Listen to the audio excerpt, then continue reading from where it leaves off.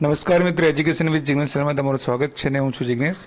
મિત્રો, પુનઃ જિલ્લા પસંદગી આજે 25/6/2025 અને 17મો દિવસ હતો. તો આજની તમામ અપડેટ સાથે આપણે આ વિડીયોમાં આવ્યા છીએ.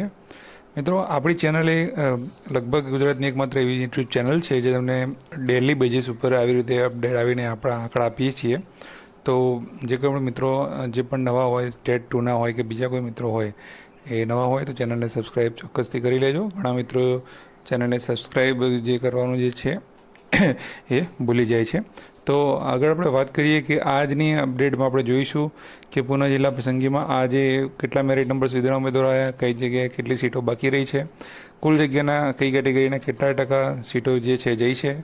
ટોટલ અપડેટમાં પણ જોઈશું આપણે કે શું ફરક પડ્યો છે, કુલ સીટો કેટલી ગઈ છે ને કઈ કેટેગરીની કેટલી સીટો ટોટલ બાકી છે. એ સાથે સાથે હવે ઓબીસી કેટેગરીમાં જે ચર્ચામાં હતી કેટલા સીટો બાકી છે એ જોઈશું, કેટલા ઉમેદવારોને પછી આવતીકાલે જવું કે ના જવું એ અંગે મૂંઝવણ હશે એનું સોલ્યુશન જોઈશું.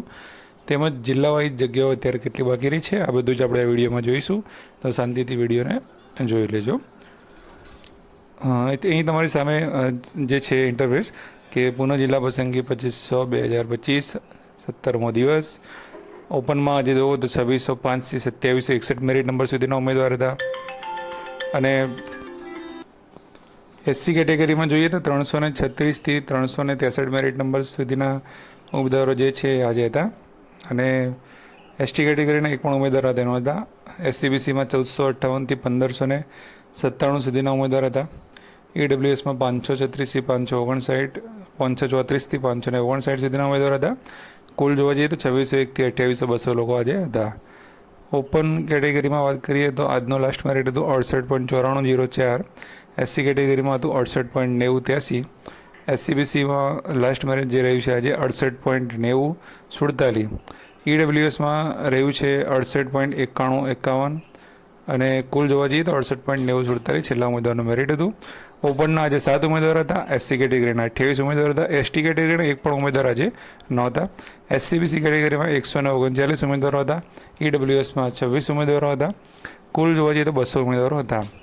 ઓપન એટલે કે જનરલની અંદર તમે જોવા જાઓ તો 65 ઉમેદવારોએ આજે જિલ્લા પસંદગી કરી હતી. એસસીમાં 15 લોકોએ જિલ્લા પસંદગી કરી હતી. એસટીમાં કોઈ હતું નહીં એટલે સ્વાભાવિક છે 0 જ રહેવાનું હતું. એસસીબીસીમાં 87 લોકોએ જિલ્લા પસંદગી કરી છે. ઈડબ્લ્યુએસમાં 17 લોકોએ કરી છે. ટોટલ 184 લોકોએ કરી છે. 200માંથી 16 લોકો ગેરહાજર હતા અને 184 લોકોએ જિલ્લા પસંદગી કરી છે. હવે અહીંયા બાજુની ટકાવારી આપણે દર્શાવી છે કે આ 184 જે છે એમાંથી જે તે કેટેગરીની જે જગ્યાઓ જે છે કેટલા ટકા જઈ છે એનું દર્શાવ્યું છે. તો ઓપનમાં તમે જુઓ કે 35% લોકો જે છે એ હજુ ઓપનની સીટો 35% જેવી જઈ રહી છે કુલ જગ્યામાંથી. એસસીબીસી કેટેગરીની કુલ જગ્યામાંથી 47% જગ્યાઓ ગઈ હતી. બરાબર છે. એસસીને 8% જઈ હતી અને ઈડબ્લ્યુએસની 9% ગઈ હતી. તો આ જે આજની અપડેટ હતી. હવે આપણે જે ટોટલ જે અપડેટ છે એની વાત કરી લઈએ. ટોટલ અપડેટમાં તમે જોઈ શકો છો કે ઓપનની 2766માંથી 1372 જગ્યાઓ ભરાઈ ગઈ છે. એસસીની 285માંથી 170 જગ્યાઓ ભરાઈ ગઈ છે. એસટીમાં 678માંથી 60 જગ્યાઓ ભરાઈ ગઈ છે. એસસીબીસીમાં 769માંથી 755 જગ્યા ભરાઈ ગઈ છે. ઈડબ્લ્યુએસમાં 502માંથી 276 જગ્યાઓ ભરાઈ છે. ટોટલ સામાન્ય અને સાયન્સ બંનેની મળીને 5000 જગ્યાઓમાંથી 2633 જગ્યાઓ ભરાઈ છે. બાકી સીટોની આપણે વાત કરીએ તો ઓપનમાં 1394 બાકી છે. એસસીમાં 115 બાકી છે. એસટીમાં 618 બાકી છે.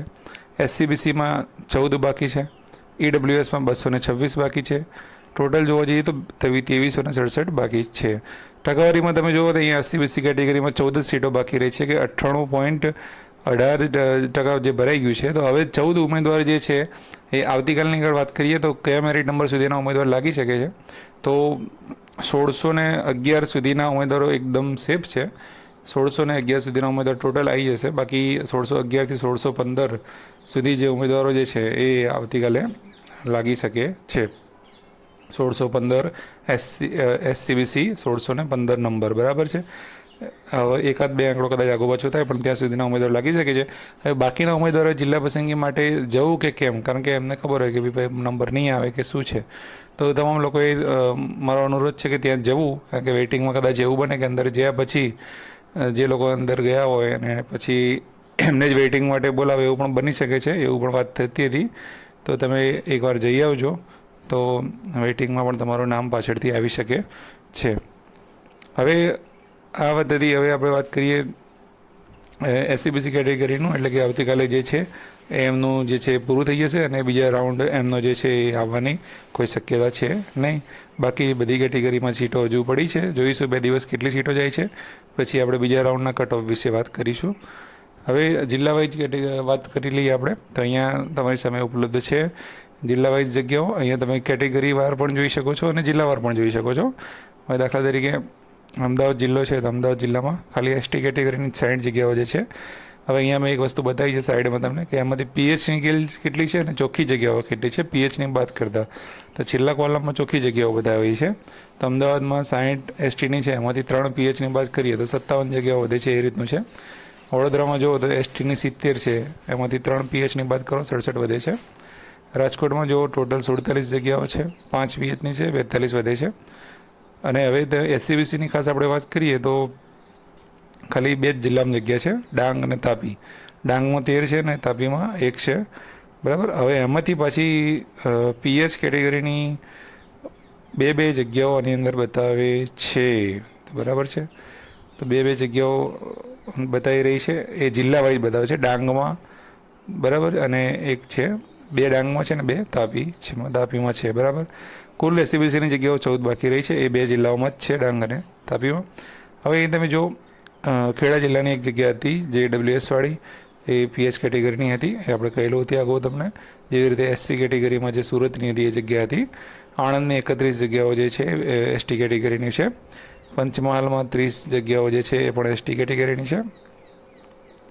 આણંદમાં 31 જગ્યાઓ હતી, પંચમહાલમાં 30. દાહોદમાં 56 જગ્યાઓ એસટીની છે, 19 જગ્યાઓ ડબલ્યુએસની છે, 75 ટોટલ છે, અને 12 જગ્યાઓ પીએચની છે, અને નેટ જગ્યાઓ છે 63. એવી રીતે જુનાગઢમાં 4 AWS જગ્યાઓ છે ખાલી, એમાંથી 3 પીએચની જગ્યાઓ છે અને 1 જ જે છે નેટ જગ્યા છે. ત્યારબાદ પોરબંદરની વાત કરીએ તો ઓપનની 36, એસસીની 15, AWS 8 અને ટોટલ 59 જગ્યાઓમાંથી 3 પીએચની બાદ કરતાં 56 જગ્યાઓ નેટ છે. પાટણની અંદર 5 એસટીની જગ્યા વધેલી છે, 1 AWSની જગ્યા વધેલી છે, અને ટોટલ 6 જગ્યાઓમાંથી 3 જગ્યાઓ પીએચની છે અને 3 જ જગ્યાઓ બાકી છે. બીજી ભાવનગરની વાત કરીએ તો એવી રીતે ટોટલ એસસીબીસી સિવાયની તમામ કેટેગરીમાં થોડી જગ્યાઓ છે.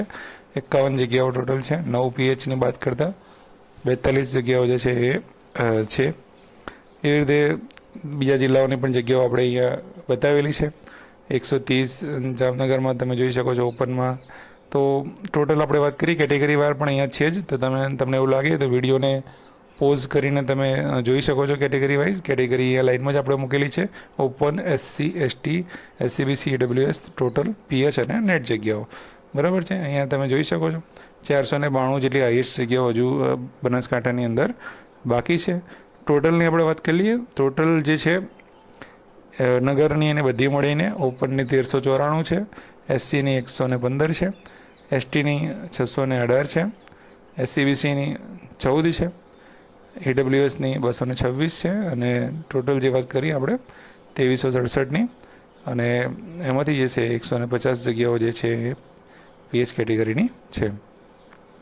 તો આ હતી તમામ અપડેટ, તમામ આંકડા છે. તમે એવું લાગે તો પોઝ કરીને જોઈ લેજો. તો બધી જ અપડેટ તમને આની અંદર મળી ગઈ છે. હજુ પણ તમને કોઈ સવાલ રહેતો હોય તો કોમેન્ટમાં જરૂરથી જણાવજો. આવતીકાલે જે પણ અપડેટ આવશે એની અંદર આપણે એની ચર્ચા ચોક્કસથી કરીશું. ત્યાં સુધી વિડીયોમાં જોડાયેલા રહેજો. લાઇક ના કરી હોય તો કરી લેજો. વિડીયોને શેર કરવાનું ભૂલતા નહીં. આવતીકાલે ફરીથી મળીશું. જય હિન્દ, જય ભારત. Thank you.